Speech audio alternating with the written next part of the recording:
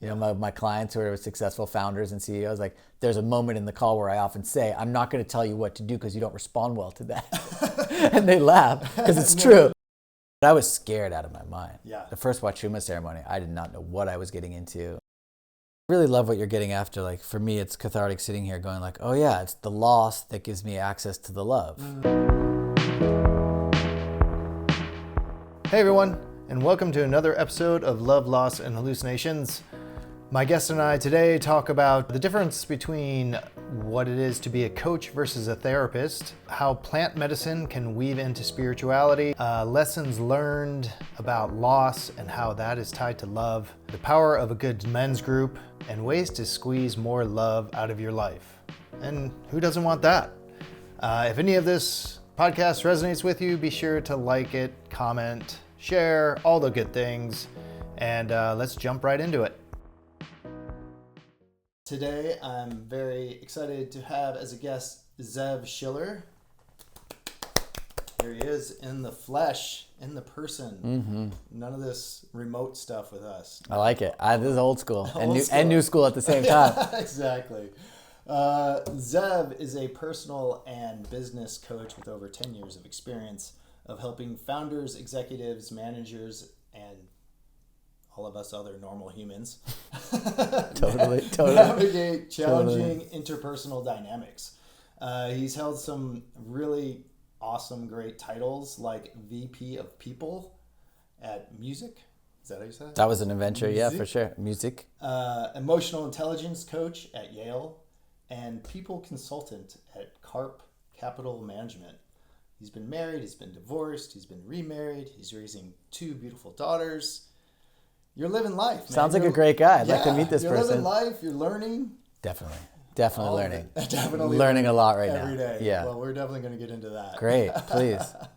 Well, to start, I think I'd like to just pick your brain a little bit about what exactly is a coach. I think a lot of people aren't really clear on what that is. Like, is it a therapist?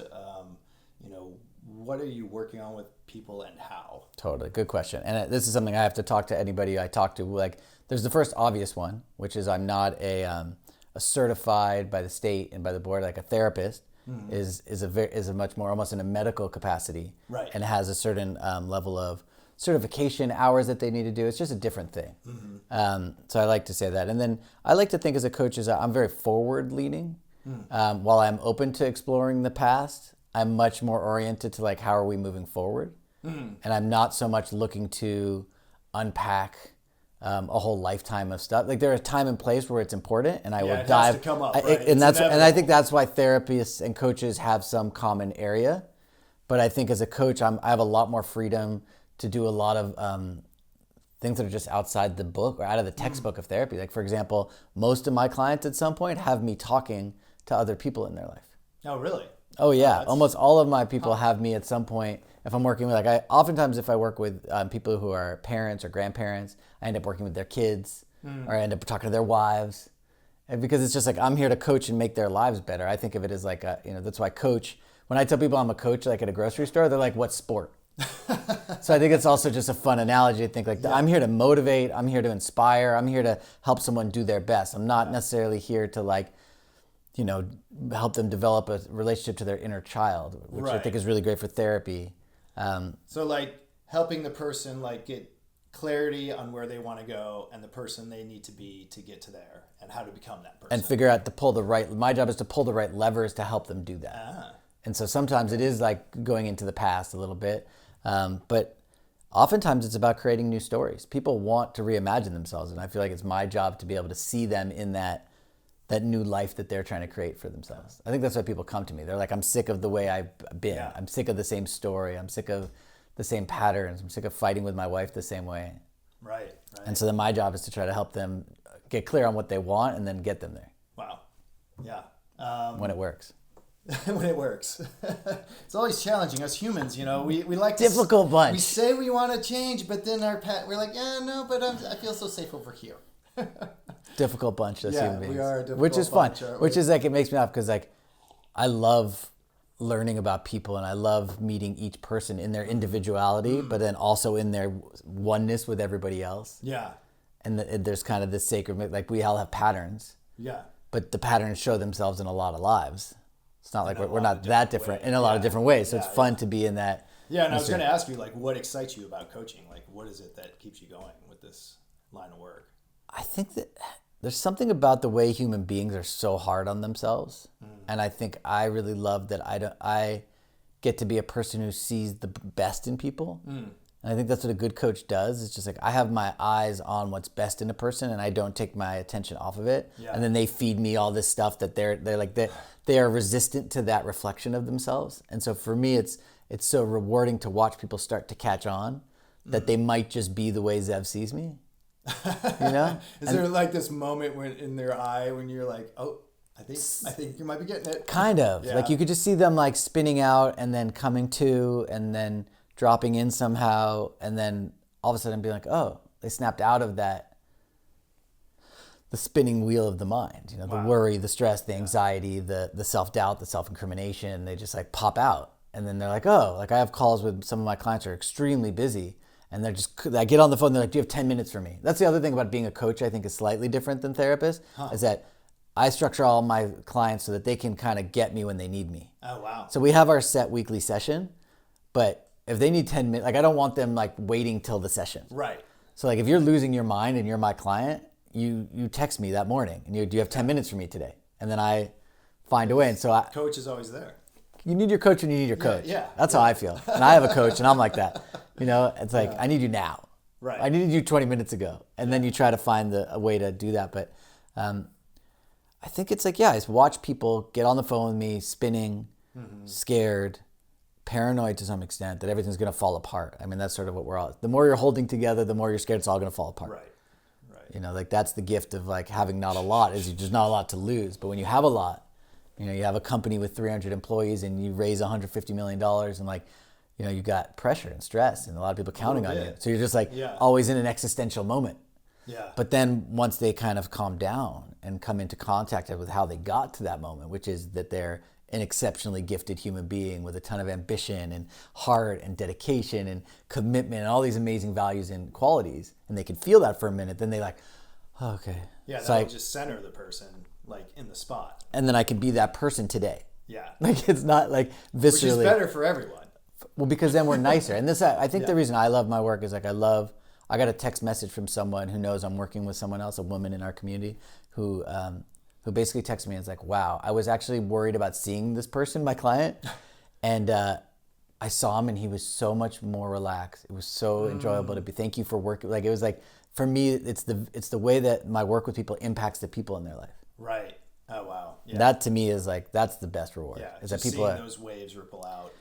Yeah, because the stress and as you see it in your own life, all of our lives, like when I'm overwhelmed, like I like to joke that we don't ever talk about being whelmed. Nobody ever says I'm whelmed. I'm whelmed. I'm whelmed. We should stop here. Scott, I'm feeling whelmed and this conversation could overwhelm me. But no one does it. We go straight to overwhelmed. And I think when we're overwhelmed, our brains melt and we lose our kindness. Like I am so harsh on my wife when I feel overwhelmed. I love that woman. I love my wife. Yeah. Like she is my favorite person. And I will turn on her and blame her for shit. Excuse my language. I will project onto her. We can cuss. It's good, fine. thank God. We're all open book here. Good, but I will turn on her. Yeah. And because I'm overwhelmed and my systems have shut down. And so for me, I think like what really inspires this is like, how do we be kinder, more loving people? How do we spend more moments in the day in some presence awareness that like, oh my God, like I know how much you love your wife. So like any minute of the day that we've lost track of that, to me is a minute I'd like to get back for us. Yeah. So that, because it's going to happen. I'm not trying to turn us into like perfectly kind people. Like we're humans. We're going to get upset and there should be room for that. There's going to be triggers. There's going to be mess no matter what. But I'm just saying like what percentage more could we get to? Yeah, and how you react to that. How many days in the week can I be not an asshole to my wife? Like that's my goal. Where are you at right now? I'm doing pretty good. This last month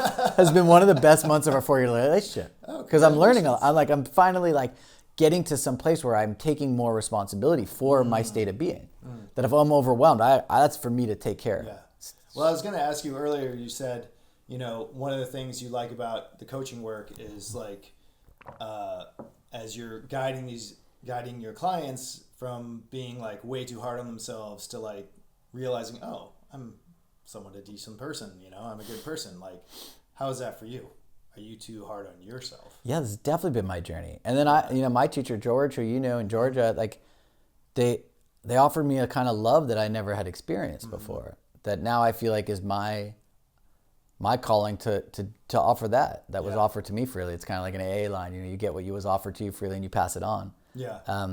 I was an AA dropout, so like I didn't really, but like I'm still in the spirit of not an AA dropout that I don't. I still don't drink, right? But I just didn't continue in that path. Yeah. But I do. I feel really blessed. I feel like I received a kind of love that got me past the point of having to spend too much time in the Zev suck story. It shows up. Yeah. Like, for example, right now I'm launching a new program, and like, I had some people sign up, and now no one's signing up, and I'm in the friggin' middle, and like, I just was watching where I want to make the reason it's not working because somehow I'm flawed or I suck. Yeah. And I'm just going, that's just fundamentally not true. It's just like, oh, my marketing might not be great, or like, oh, the program's off a little. Like, there's things to tinker. Right. But me in the middle of it, it's not you personally. I'm great. Yeah. I'm blessed. I'm the one who's trying to do something ambitious and bring my passion forward and try to do something that makes a difference in this world, Tell me a little more about, and you are making a difference. I don't know if I am, but you are. But the I will just say, full disclosure, like I have participated in 2 of Zev's courses, group courses. He does individual as well as groups, and primo. Thank you. Very good stuff. So fun always getting to be with you. Yeah. Like just the way you hold the space and, get communication going and allow people to like share whatever they're going through is really special and magical. So thank you. Yeah. You're so fun. You're one of my favorite guys to ever have in the group, especially because people should, it's like the whole group is centered on prayer and you're just like, no, that doesn't work for me that way. And I was like, great. And that's like what we were given was a way to like everyone's relationship to their creator, to the universe, is like so personal. And nobody should be telling anybody how to do it, but you always are a kind of an archetype. But you did. That was so great though, because you were just, and I was like, prayer doesn't at the time. I'm actually, I'd say more down the prayer line now than I was when and that was like a year ago. But at the time, I'm like, prayer, it's very awkward for me. But you're like, that's fine, that's cool. That's just getting more woo-woo over here every day. Just getting more woo-woo every day. Go tell mom and dad, there's more woo-woo. Came to California, Montana. But, oh my God. Oh, just a quick story about that. When I went to school at Berkeley, UC Berkeley, and when I was going off to college, and I was coming from San Antonio, Texas. So my parents, their friends, everyone was like, if you don't be careful, you're going to become a hippie. I'm like, 100% happening. You've been a little bit right about that. You just got to go look at your dog's collars and you see how the hippie you become. Yeah, exactly. No, that's the best. And it's like, it's just, I don't know. I've just been tuning in more and more. Like the feeling I get of being in relationship with what I might call my creator, universe, God. Yeah. Like the more I just hang out there, the more I feel like I'm receiving the gift of my life. And if I'm there, if I can actually viscerally feel that for a moment in my day, then why the hell would I walk around thinking I suck all the time? I don't think I'm better than anybody, that's for sure. Right. I have a long way to go till I get there. Maybe one day I'll get there, but like I'm just glad I'm at some new baseline where I'm worthy of my life. I'm worthy of the expression of what's coming through me. Yeah. And that, and I think everyone benefits from that. I don't care who you are. I don't care how much money you have or how little. You're up against that of like, what's my value in this world? Am I loved? Yeah. And coming to that place for yourself, I guess there's probably a couple different ways, but how did love play a role there? You mentioned it earlier with George and Georgia, and feel free to talk about them some more too. Or is there other ways, and is it love for yourself? I mean, how is it all like coalescing in this moment? Yeah, well, I think just to honor your show too around love, loss, and hallucination. I think I get that right. Yeah, like definitely, like death has played a major role in my life. Like the death of really beloved family members. Like my sister-in-law died 18 years ago, and I was just a kid just trying to make it in the world. I was not really tuned into too much of my spirit. Hits you. That's the first. Yeah, like it was just like, and she had just had a baby 3 days before, and so it was just like she was totally healthy, and then just gone, just totally gone. Devastating. It felt devastating. There was a new baby at home, and there was 2 older kids, and my sibling, who was now, like a solo parent. Yeah. And it was just the devastation of that was the first sort of like heart cracking, like it was like an earthquake. And that loss really set me reeling for a while. Like I didn't really know how to make sense of life after that. Because before that I was kind of ignorance is bliss. Like I knew bad shit happened to people, but I had never experienced firsthand like how sad and how tragic and how irreversible death is. And I think that was kind of the first wake up to like, okay, this life is precious and interesting and hard. And that first year was really, really challenging. And then my 30th birthday, a year later, I had my first daughter. Oh. So then I was like in the death, life. And then I was like, oh my God, look at this precious child. I was just enthralled, and then came the overwhelm of trying to raise a kid and try to be an uncle to these other kids, and the trauma as it like, because trauma just snakes its way into your life. It doesn't just go away. You're just now all of a sudden like, okay, Galit died and now like I have a kid and now we're just all, and there's these 3 kids who have a parent who's struggling and I have my own kid. And so it's just like I started getting worked and slowly I started drinking again. Because I think that's what we do as human beings when we're too overwhelmed. You need relief. Yeah, and our society doesn't teach any other way. No way. Going to some bottle or pills or shooting up. And if you're in business or if you're in startup land or you're in advertising, it's like part of the job description is that you drink. Yeah. So like I was like, okay, I guess so. Like all of a sudden I was like 32, but starting to feel 22 again, while raising a kid. And it kind of started. Then I had another kid, and it was kind of like an out of body experience looking back at it now, like how young I was and how really not in my body. Like I was just overwhelmed by life and so much love. Like I love my daughters. Like I could eat my own arm for my daughters. Like I love them, But I was a really present father. Everyone projected on me great dad. But inside I was just still hurting from this reality of like, wait, any one of us could die. These kids could have no parent. My ex could, like, it was just like. And not knowing how to express that or communicate. And this was all pre-medicine too. Yeah. So I hadn't even found the medicine path yet. So I didn't have any support systems to really, I did, at some point I did a dream session with someone, and that actually helped because he finally showed me as a man that I had feelings. Like, I didn't even know I had feelings, which is crazy to think now, right? I've been there. Like I did a dream session with him and he's like, well, do you ever feel, and I was expressing all this, like I was in this dream and I was feeling stressed and anxious and overwhelmed. And he's like, well, do you ever feel that way in your waking life? I was like, whoa, I think I do. I think I do. What is that? And he's like, those are called feelings, and you have them. And I was like, whoa, And so that became the beginning of a journey. And then, more loss. I got fired from a job for getting wasted at a work party, which was brutal. It was my daughter's birthday, my birthday, and I got a call. Yeah. It was like, you got like, and I was new. It was the highest paying startup job I'd ever had. I was already making commissions. It was like also the quickest job you've ever had. It was it was like a flash. And I remember standing in my backyard the night that happened, and I went, oh wait, like it was probably the first time I really heard God or creator or universe, whatever we want to call it, source. Yeah. Where it was like, you're a good person and you have to address the alcohol in your life. And everything will work out.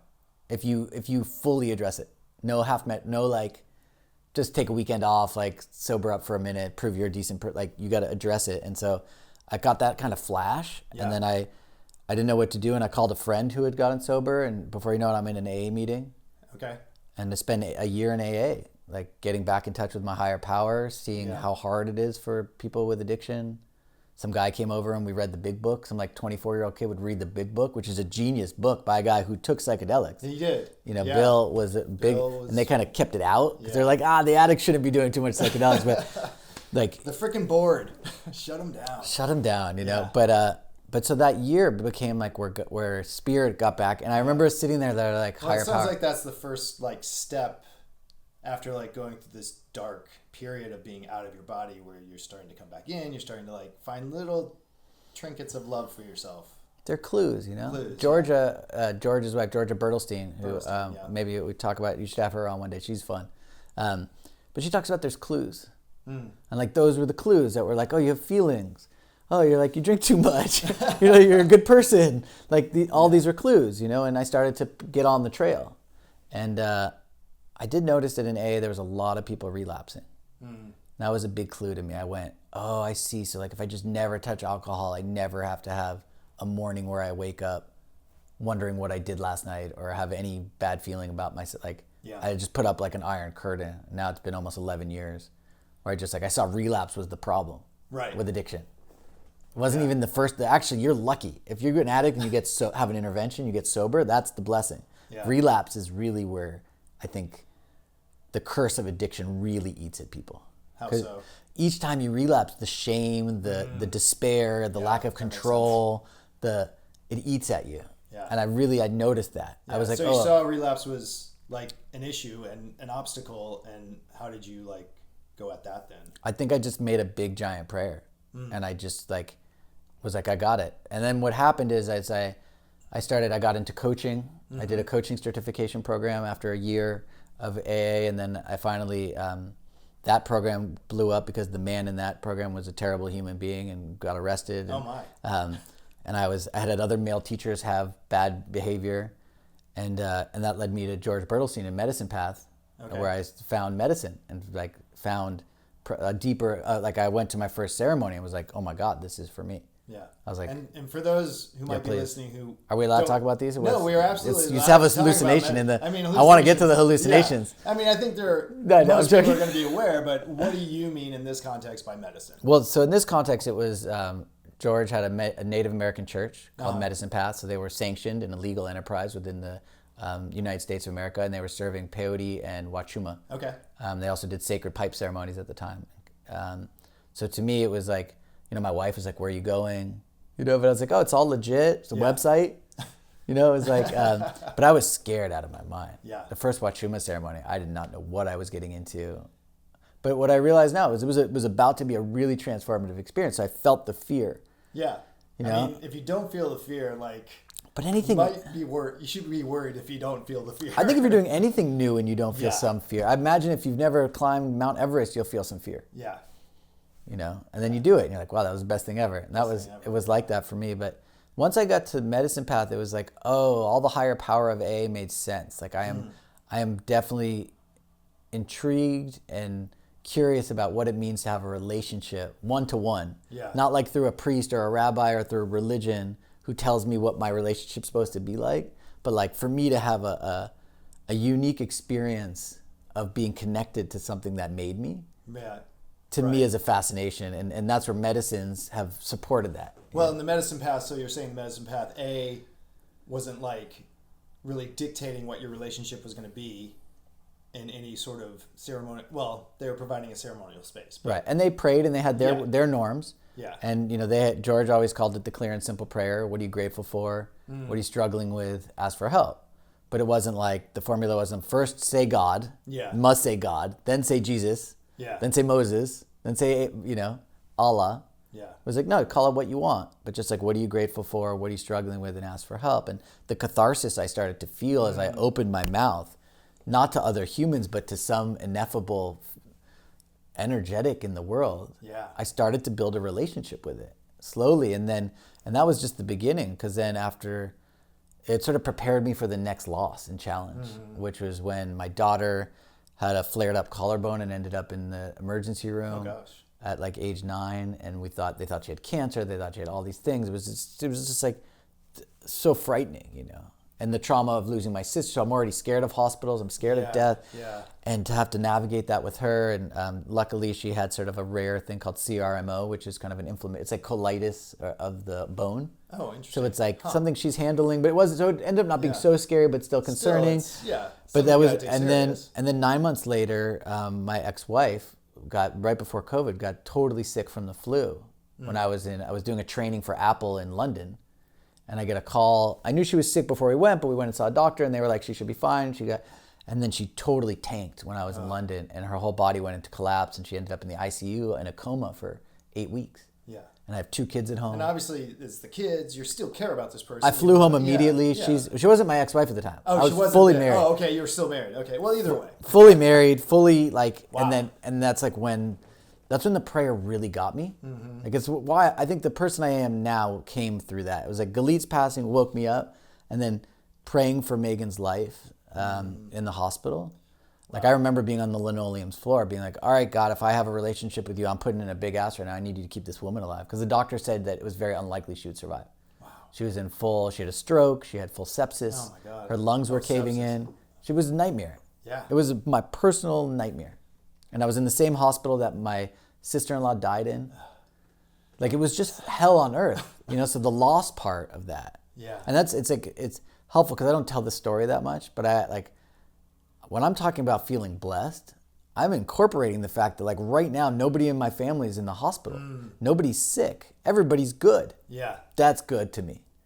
I assess my day. Like, sure, maybe I didn't land the new client today, and that'll stress me out, of course. But, like, if everybody's healthy, no one's in a hospital, like, okay. Like, so that's my level set. Yeah. And is there anything you do, like, if you're having an intense day to, like, reset and get that level set? Yeah, I tune in. I tune in. I take a moment to tune. I do it in the morning. I do it midday when I get overwhelmed, but at 5 or 6 o'clock when my cat wants a walk and I don't feel like I have time for it, I take a moment, and I do a quick assessment. What's good right now in my life?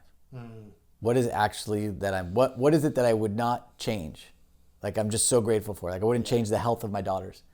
I wouldn't be like, please make them sit. You know what I mean? Like, what is it at a set state that I'm so grateful for and I want more of? So, like, I have this kind of practice I call thank you more. Yeah. Which is just like... It's so simple. Thank you more. I just think about things that are so small, like that. I'm like, oh, so if I'm feeling stressed about money, I go, oh my God, thank you for the money that has come in this month. I'd like more of it. Yeah. Because that's what's true. That's fair. And that's really like what I learned in the hospital. I was like, oh, like, thank you that she's still alive. I want more. And the doctor would be like, well, she might be a vegetable. I was like, well, she's still alive? And I'd be like, you do your thing and I'll do mine. And so I just got to praying. Wow. And I got everybody I knew to pray. I was on the internet asking everybody to pray for her. It was an unbelievable experience of both loss and miracle. Wow. That I still don't know how to process, because then 2 years later, back to hallucination and medicine ceremony, it was clear that our relationship had come to its... I kept seeing her as sick. After she survived and came home for a year, 2 years, she started to get better. But I just kept being like, I couldn't not see her sick. And she needed to be free of that. She's now written 2 books since then. She does retreats in Mexico. Like, go follow Megan on the internet. She's fun. Okay, well, we'll add that at the end. And Megan's she's happy. For sure, yeah. But my point is like, I had to take a huge risk. Yeah. And listen to my heart and go, okay, it's time for me to go. I was in torment. And did the medicine and Georgia and all that all of it supported you, like, find that clarity? All of it gave me help to go, Zev, what's inside of you is good. Yeah. Like, if it's true for your heart, if it's true, it's good for everyone. And I was tormented. I'm sure. Because I had just nursed this woman back to life. I got her back. She couldn't drive for 10 months. Like, I was committed. And you obviously like helping people and like guiding people. You're a coach. And I love her. She was, been together for 18, 20 years. Yeah. We have 2 kids. Yeah. Like, I still love her and care for her. And I'm so glad that we're friends now and that, I knew everyone's fine. But at the time, it was just like, oh, something else was being born in me, And it was like, in some ways, I used to think like, oh, she was going to die. And I begged for her to stay. And so then this other reality opened up. And then did you feel a responsibility because you? Of course. I was like, how could the message be that I'm supposed to move out? Right. How is that possible? Because, and also slightly confusing. It's confusing, and also, how do I let go of the projection that I'm this amazing person? I took some heat when I left. Everyone thought I was just a terrible human being. Who could go through that experience with his family and then step out, and nobody could see what I saw, which was that, like, it was what was for both of us. Like, she's as happy as she's ever been. I saw her before I came over here. It's like, but it took a huge risk. Like, if for those who do gambling, it was like a parlay. I made all these bets, and they all hit.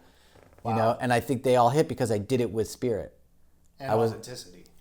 Totally. Yeah. I did it from a place of integrity, from my own true heart. I didn't outsource it. Yeah. I didn't make any decisions based on, oh, well, now Scott's going to think I'm a terrible person, so I shouldn't do it. Right. It was like, no. And there were enough people. George, of course, was like, this is what wants to happen. Clearly, you're a disaster. I was miserable. I couldn't stop thinking about it. I was fixated on it. Human torment is, I wish on nobody. You do such a good job. Ugh.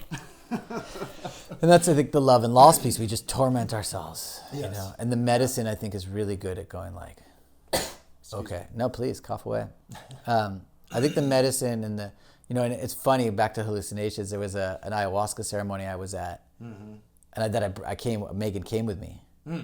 Was this before? After she had been through the healing journey. Like things were starting. She could tell I was starting. I was getting into ayahuasca. Okay. And she just approached me one day. Was like, I think maybe I should go. Okay. And I was like, okay. Like, but you're still married. Still married. Okay. Pre-separation. Okay. But it was kind of in the field. Yeah. Like, it was like I just became very open and honest with her. Like I never snuck around. I was just like, figuring this shit out. I was like, I'm tormented. Yeah. I don't know what to do. Part of me feels like I should go, but we're a thing. Like how do you know? Yeah. And so that was helpful. But then she came to a ceremony. But I had a total hallucination of seeing another woman, like a friend in the committee, in the ceremony. And I was with her and had a baby with her.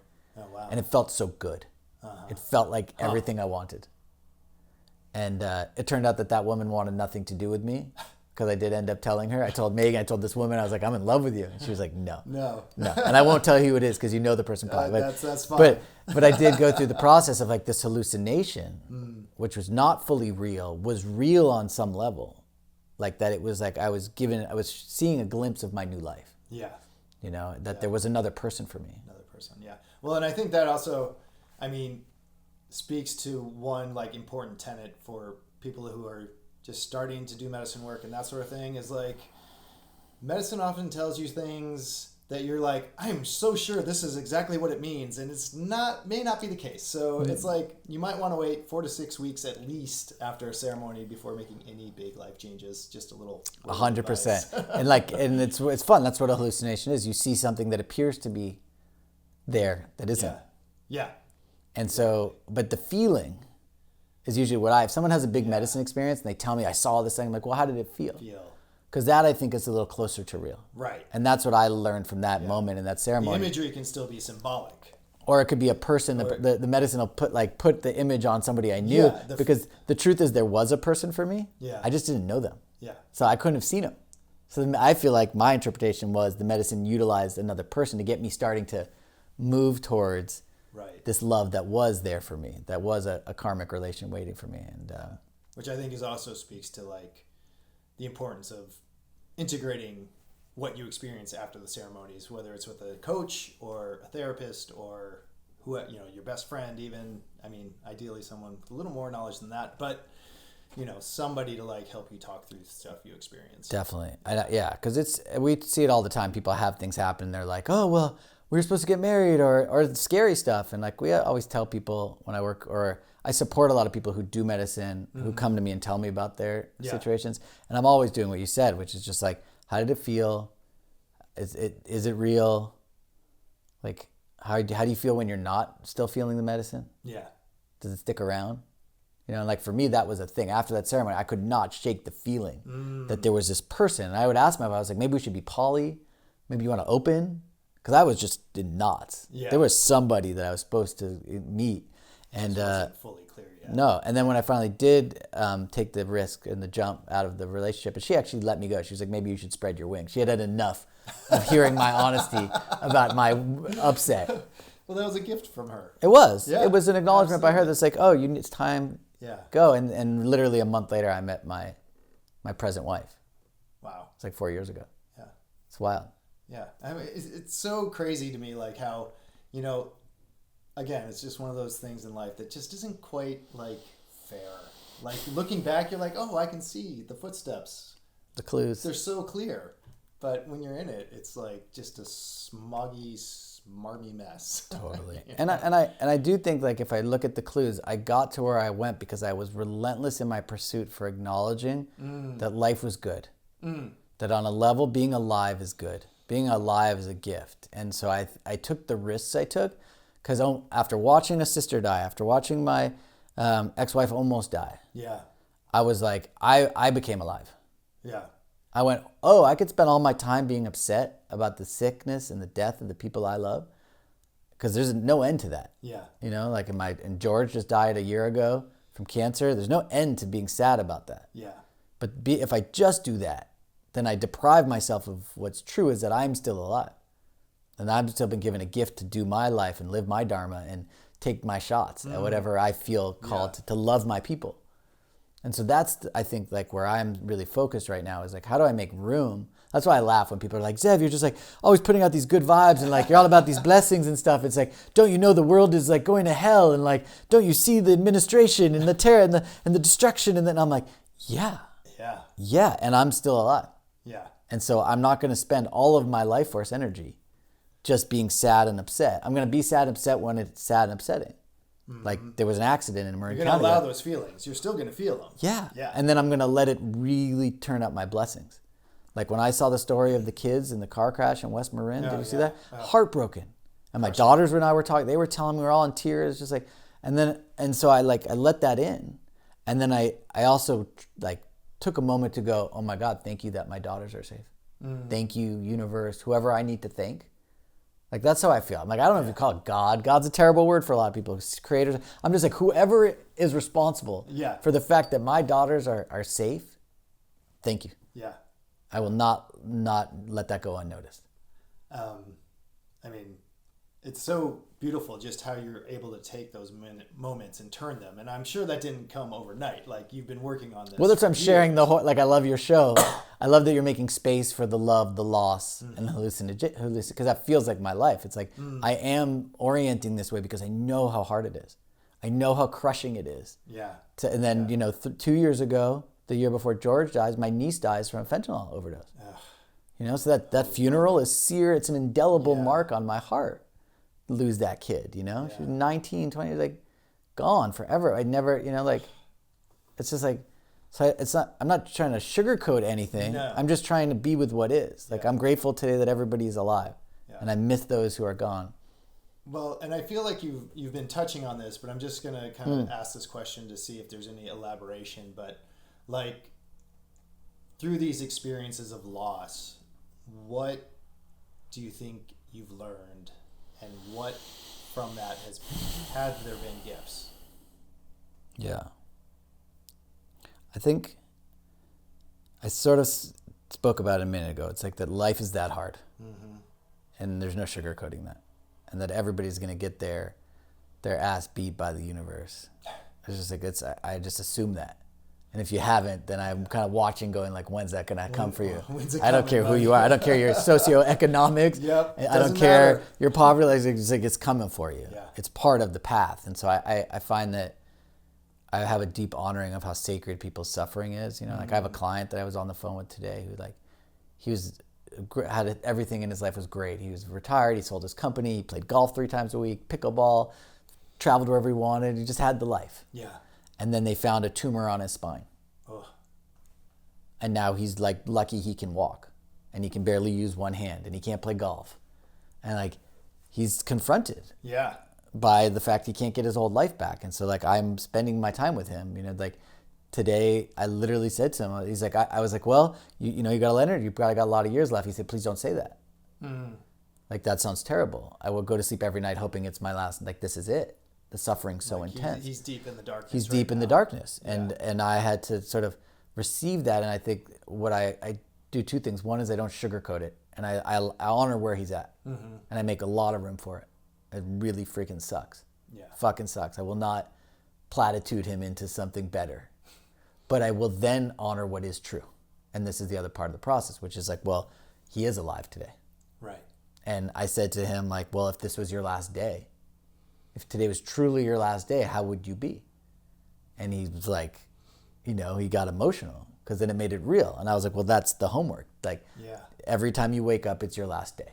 And you better, like, do you want to love everyone? You want to be grumpy when your son calls and tell him how uncomfortable you are and how much pain you are? You want to tell him how much you love him? Proud of him you are. It's a beautiful twist of phrase there. Yeah. That makes room for the suffering. Yeah. Like, that's like sort of what George, when he was dying of cancer, was so good at. He was in so much pain and so miserable, and he still sucked every last little hummingbird sip of nectar juice of life that he could get till there was no more left. Till he just could not find this. There was no more left. He sucked every little drop of that hummingbird feeder from his wife, from his daughter, from his people, from everyone, from his life. Yeah. Just quickly, like, I came in right when George really started to get sick, and I never had the chance to really meet him in real life. And honestly, I am like, that is one of the things I regret. But But you got his transmissions, like my Oh, buddy yeah. Robert, who you got to meet my buddy Robert Hildreth one day. Oh, yeah. But he's a great guy. And he joined, you were in the group with him after. And of course, you know Robert. But the only reason I brought him is that he says that it's important that he never met him because he gets like this crystalline transmission of his life. I like that. You know, and you got that too, kind of. You got the full front of the love that people had for him and how he loved people and the prayer. And I've definitely experienced it through the people he's had a lot of interaction with, like yourself and some other people. Totally. And you get the spirit connection if you want. Yeah. Like George is there for you. George loves you. He thinks you're the greatest. And I think he did. Like people who did his facilitator program as he was dying. That was another example of like loss and life coming together. Yeah. I mean, right in the moment. You couldn't be more. It was like he was dying and while we were teaching his program. It was like all happening at the same time. It was like, oh, I was coming alive as he was. And I think that's what being blessed is about. It's like no matter how hard it is, no matter what goes on, and there's stories of people even in prison, in concentration camps, in Gaza. I don't care where you are, where they're like life is fucking terrible, and they still somehow twisted. love their kids, or like they're because life is precious. That's ultimately what we're talking about. What was the movie with the guy who went to the concentration camp? Schindler's List? Or No, that was the opposite. that was opposite. Oh man. With the Italian, with the Italian actor. What was that? Well, you guys can tell us in the comments. Where's the AI? Please, AI answer. We'll AI all of this. We'll figure that out later. But like to me, that's what's fascinating. Is that like, so I'm looking for people who are trying to discredit the idea that you could be blessed in the mix of, and I felt it even when my ex was in the hospital and it was hell on earth. There was all these moments, Yeah. Like I remember one night being on the phone with the doctors and like 3 a.m. and I was weeping on my kitchen floor, so alone. And my eldest child heard me and walked out and like crawled in my lap. And I remember hugging each other. And I was like, oh my God, like what a gift, what a blessing this kid is, Fuck. Yeah. So what would you say is currently the biggest lesson from loss that you've learned? The biggest lesson from loss is that I'm alive. It continues. Just being grateful and I'm alive, loving that you're alive. And I have those allies. They're with me. Yeah. But it's my grandparents are with me. My grandmothers, George, my niece. Everyone's kind of behind me, going like, "You're great, Zev. Keep going.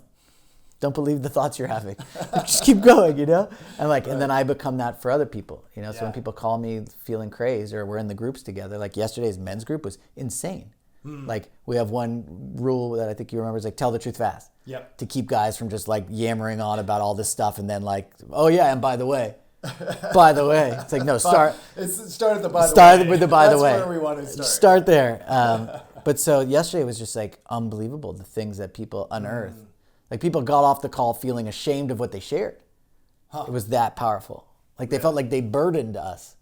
Oh wow! Because it was that's like, a whole, but it was like we were all like inspired and, but it just shows how locked down we are, especially as men. Well, and I was going to ask you that since you brought up the men's groups. Happy to. You do that quite frequently. I mean, you do co-ed groups as well, but you do quite. That's newer for me. Yeah. But. And we'll kind of dissect that a little bit if we have time. But I'm curious with the men's work and men's groups that you do, like, I don't know. I guess say I'm a new man coming into this group. Like, what is that experience? Like, what, obviously men in our society, we're not really taught to be open and share things besides everything's fine and I'm tired. So how is that for one of those men to like show up in a group? Yeah, I think like most men who do this kind of stuff are self-chosen. They've either heard about it or people have been telling them to do it, or they just have a sense that like, I think this would be good, I think this would be good for me to have a place, because I think we've come to a place in society where men are often leaning on their women to be their emotional support blanket. Right. And the women are not therapists and really want the men to be that for them, if we're really being honest. Like both sides need it. Both sides need it, but I think if you had to have a spectrum, more women would like to be held by their men than holding their men all the time. Like, I hear you. Like my wife, like she's happy to hold me in some tears every so often. But if it was like all the time, she'd be exhausted, And so it's like that balance. So I think men who are self-chosen, but I think, there's nothing like some good man love. Like I like to joke, there's a whole religion based on man love. It's called Christianity. They took a guy named Jesus and they're like, he loves you. And if you're down and you're beat down and your life is hard and you're single, you're married, you're a man, you're a woman, there's a man who loves you always. Yeah. His name is Jesus. That works for some people. But so I like to say like, oh, when you just have a group of men that love you so exacting, so unwavering, it's a resource. It's a superpower. I think you could do more in your life. I think I think Eve, I'm curious your perspective on like being in those fields and what's come out of it since. Like, I think we're all more courageous. I think if you know you have bros who love you and are like going to be like, yeah, go do the thing, go write your book, go do the podcast. Like, you're like, okay. Yeah. I'll do that scary thing. It's just like an extra person in your corner, or people. A whole group. Who are all like believe in what you're doing and are there for anything you might need. You know? And I think men are specifically gifted at it. At supporting each other in that way? And supporting anybody. Like, I think it's one of the gifts of being a man. Like, when we shine on people, like, think about it, like your own wife. Like, when you smile and she's like, you support her in something, she's like a superpower. She wants to go do all of it. So what do you think, why does it feel like a lot of men don't get that? Well, I think it's really scary because it's like back to the comfort you mentioned earlier on. It's like men are comfortable in their thing. They don't want anyone to, they don't want to be told what to do. Right. Which is why I like doing it, because I'm like, I'm not going to tell you what to do. I'm just going to love you. You do whatever the heck you want. And I'll offer some reflections, but I'm not in the business of telling men what to do. They're very difficult to do that. Yeah. You know, my clients who are successful founders and CEOs, like, there's a moment in the call where I often say, I'm not going to tell you what to do because you don't respond well to that. And they laugh because it's true. They know it's true. It's true. And then they feel seen and they're like, okay, well, so what are we getting into here? And so I think men are afraid. I think men, there's a ton of stigma of men's groups. Yeah. And I really am trying my best to, like, I don't think my men's group does well when people are just talking about their feelings endlessly. I think there's a distinction between having your feelings and talking about them. So I think being angry is cool. Yeah. Go get your anger on. You feeling sad is cool. Being happy is, it's all cool. It's like for my work with Yale, like all the rainbow of emotions they're great. But when you just are like talking about being angry all the time. When you're like kind of wallowing in just like. Yeah, I was so angry yesterday, and like you're talking past tense about feelings. Yeah. It's like, how are you feeling right now? Well, I'm feeling people in the moment. Yeah. How are you feeling right now? I feel great right now. Also, why are we talking about your anger yesterday? You know, like, how do you want to feel becomes then the next question for men. And that's a big part of my group, is like, how do you want to feel? And so guys show up on Wednesdays at 12, sometimes upset, sometimes not wanting to even come, and they leave feeling better. Yeah. And I like to say there's nothing like feeling better. Yeah. And I will absolutely agree with what you just said, because like there were certainly times in the two groups that I did with you that I was like, oh my God, I got like 80 things to do right now, and I'm stressed, and I don't want to fucking go talk and say how I was feeling like yesterday or today or now. I just want to, like, I got shit to do. I don't want to show up. And, you know, and that's the key right there. I don't want to show up. That's what's really back there chattering. Every time afterwards, always better. Always better. Yeah. Yeah. Whether it's and it might not even be anything you said. It just might be some other guy in his humanity going like, God, that guy's got it worse than me. Thank God I love my life. God, thank God I'm not that guy. You know, and I think that is the mirror of how helpful it is that we get to go, oh, I really like my life. Wait, where is my wife? Like, my wife, when I started doing these groups with George, she loved it, because like I'd be a crazy person about Tuesday, and then it'd be like, oh, it's Wednesday. And then I'd go sit with George and a bunch of guys for a couple hours. And then I'd come home and be like, I love you so much. And I didn't take any medicine. I think I want to bring that up. It's like, I'm still a sober guy at heart. Like, my sobriety and my abstinence from alcohol runs this whole program. Yeah. And yes, I'd sit with medicines, but I have to be watchful. Like, I don't smoke weed anymore because I was just dipping into it to feel better too much. Yeah. You know? And it's fine. Like I said, I have no judgment for any man or woman who seeks relief from the burden of being human. It's fucking hard. Yes. But at the same point, if you want to start to feel really, really good, if you want to really get into tune into like the Blessing FM vibe and like really love your wife and your life, your sobriety is important.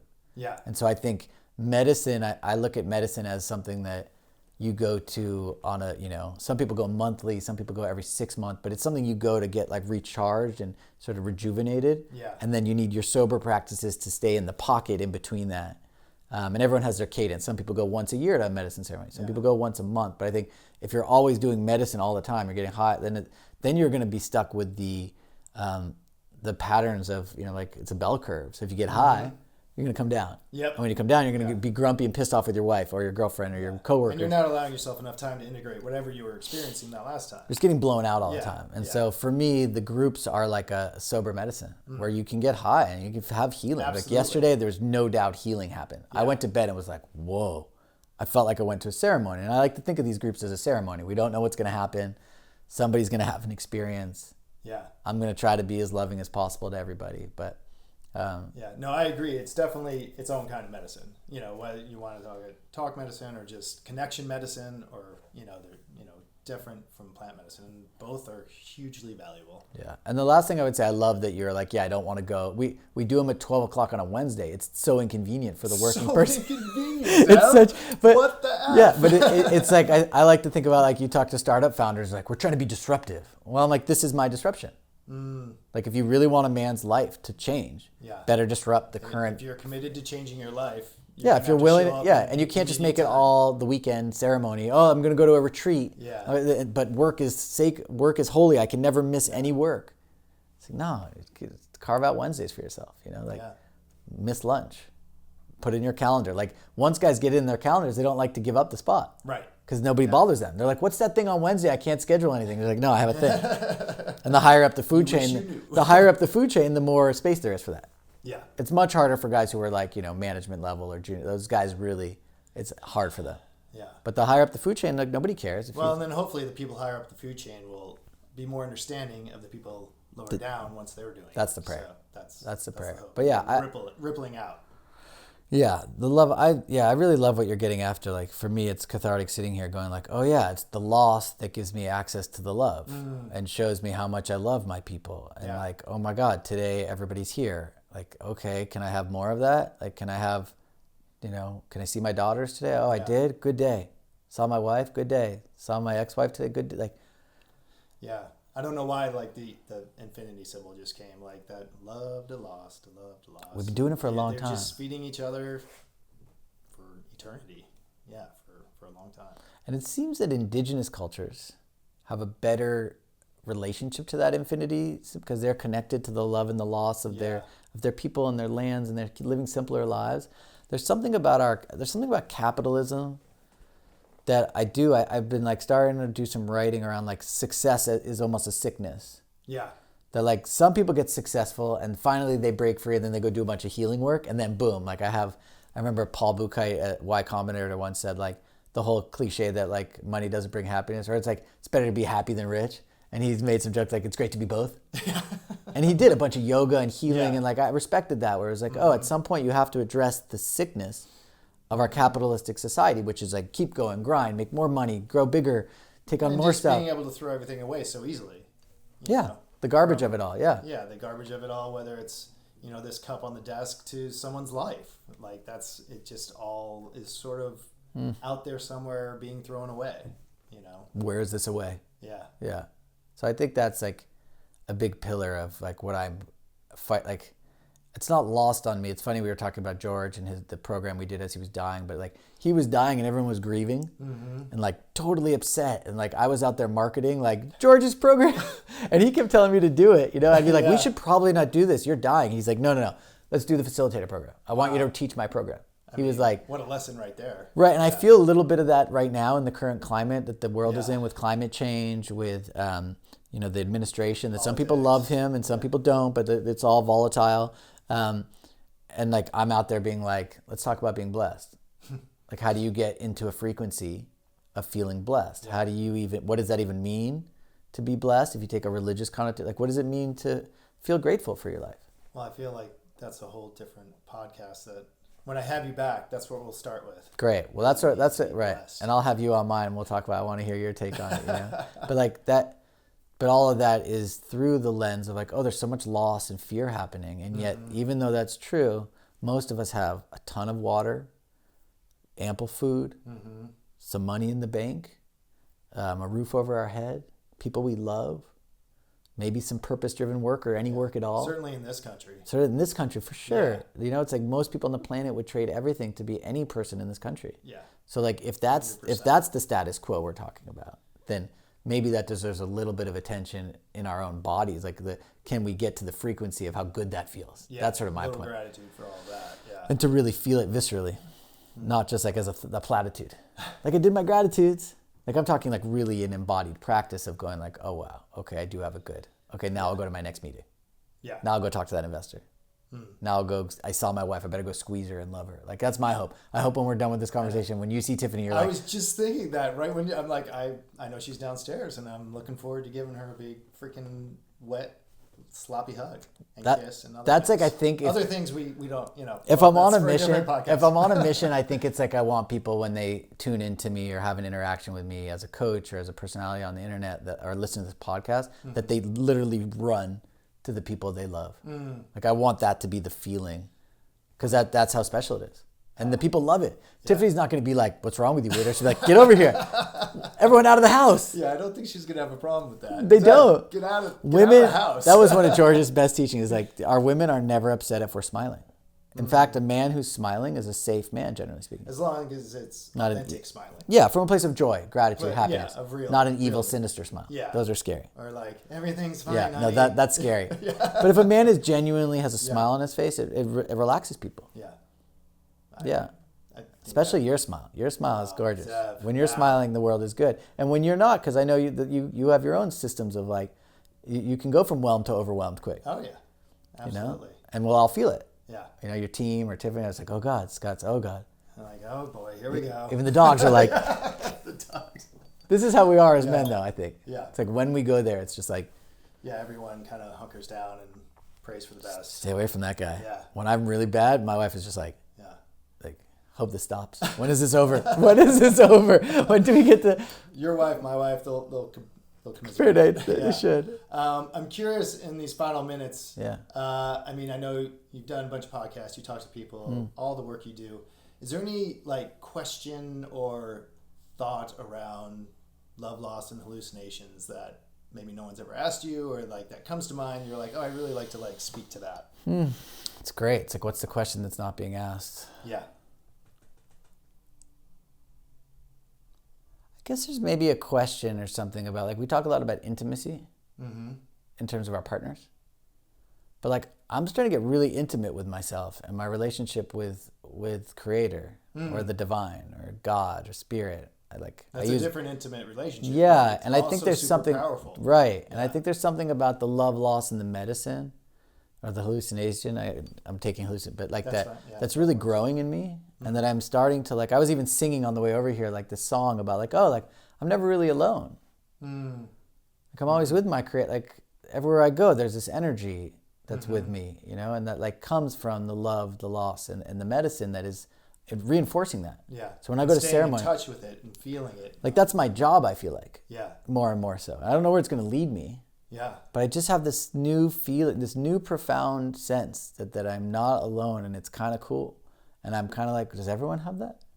It's like, are we all capable? I think everyone's capable. Right. But I don't think everyone does. Right. Certainly not in today's world. Right, because we're tuned into the other thing. Yeah. But I still go on TikTok and like I've been playing some online poker. Like I'm still a human. So it's not like I'm just sitting around like I'm not a Maharishi. I'm definitely but even cooler that I don't have to be. Yeah. Like that's also like what nobody asks, which is like, oh, how are you just a normal dude? Yeah. Like, I love that. Well, and I have like 4 pages of questions that I miss? Do you want to look and see any of them? Do we hit any? Like got everything, but I'd love to have you back once you figure out where it's going. Thank you. Yeah. Or at least even on the path of where it's going. Great. We could talk about like check in. We could talk about, we've been joking a lot in the group about like like how addicted men are to pleasuring ourselves has become a big theme. Okay. And like I think that'd be a huge topic. Getting sober about that. Yeah. Like and how hard it is to actually give that up. I had no idea. Are you in the midst of that? I am. Oh, it's wow. like it's been like I think it's like 8 weeks now. Wow. I mean, I still have relations. Like it's like basically like relations with my wife or not doing anything. It's that or nothing. That or nothing. She's there with me. Doesn't always have to be set, but like I'm not going off in the corner. It's insane. Well, just quickly, please. Now you got me curious. Yeah. Like, are you finding that's strengthening this intimate relationship with Creator? 100%. Like this last 6 weeks has been some of those guys in the dark ages who were doing that thing and celibate and they might have been onto something? I think so. Well, I think celibate with like I like. Don't take away all of my Don't take away all my pleasure as a human. I can't. But I do think there's something like when I say that the last couple of months have been some of the best months of my life. I'm cultivating a good feeling in myself through keeping my energy and not. But I do feel like a crazy person because every time I get overwhelmed, my brain is like, I got a thing for you. Right. I got a quick solution for this. Quick I got a quick fix. Not that quick. But it depends on, it depends on how you go with it, but it's like, and then I get to be intimate with myself and go like, oh, is that really helpful? And why is my brain popping? I was like, oh, it's my addict tendencies. Looking for some relief from this. So what else can I do? This overwhelm. Work out, go for a swim, call a bro, hike in the woods, drink some water, maybe eat a snack that I shouldn't have, but then that's still a better move, But that's a fascinating one, and it's really confronting for the guys in the group because they're all like, "What do you mean?" That's how I get by. But then you notice like all the guys who are having trouble are also drinking, smoking weed, and so it's like this loop. Yeah. It's just like where brain is like overwhelm, fix. Yep. It's like this trap door. So there's some intimacy with self that I think is deep, which I know is a big part of your work and all the work you're doing in nature. It's about getting to know yourself. 100%. Yeah. How's that going, by the way, before I get out of here? He's talking about getting certified as a nature-connected coach. So sort of following in your footsteps, I would say, in a way. It's good. I'm almost there. Still, by the time this comes out, I should be hopefully certified. So, yeah. Let's go for a hike. Yeah. Drop some comments for either of us about questions on coaching or anything else we've talked about. Zev, where else can people find you? Instagram, Facebook. Instagram is Zev Aarons. I'm on TikTok. If you just search Zev Aarons, you'll find me. Is it like Zev underscore? Yeah, but even if you just do ZEV and you see this face, there's not too many of us. There's not too many Zevs out there, but it's a super fun time. Thanks for watching. Thanks for having me. Yeah, it was awesome. This was great. This is what it's about. Love this conversation. This is the good stuff, It's like, and if you're watching this, I would just say how do you take time to tune in? It does take time. It's like you can't just be like, oh, I should be more grateful. It's not as simple. It doesn't work like that. You really actually have to take time, and even meditation might not get you there because meditation might make you restless and make you frustrated that you can't meditate, so then you stop. And so I'm actually offering that there's a really simple way to count your blessings, to feel them, and to go about your day and try to see how loving and kind you can be for a day and see if you like it. Just start with the day. Yeah, like all the founders I work with and say, I'm like, are you appreciating all the people in your, they're like, what? I'm like, what are you actually doing as a leader? Yeah. Like just busting everyone's chops all day while they crush it for you and you no, you stop and you appreciate people and you offer the blood because you can't do anything without people. You can't do your life without your wife or your kids. It's just be the blessed, It's like, I'll end by saying I've been working on this kind of messaging, which it's like being blessed, it's a vibe and it's your vibe. Being blessed is a vibe and it's your vibe. If you're into it. And you're self-chosen. Like you are a good ambassador of what it's like to be a blessed person. You live a positive life. You try to do your best to be grateful, to do your healing work. Like you are an expression of a blessing in this world. Right. And the first step is to choose it. Yeah, and to tune into it. And then go love your wife. And you can't lose. Well, that's what I'm going to do. Great. Go love your wife. Or your girlfriend. Or your Tinder date. Just get your love on. On that note, thanks everyone.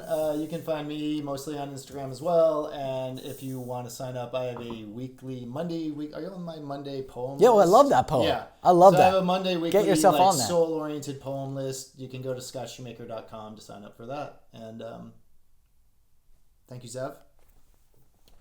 We'll see you all next time.